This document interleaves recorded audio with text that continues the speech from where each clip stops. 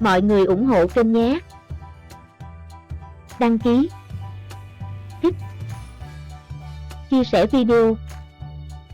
Cảm ơn.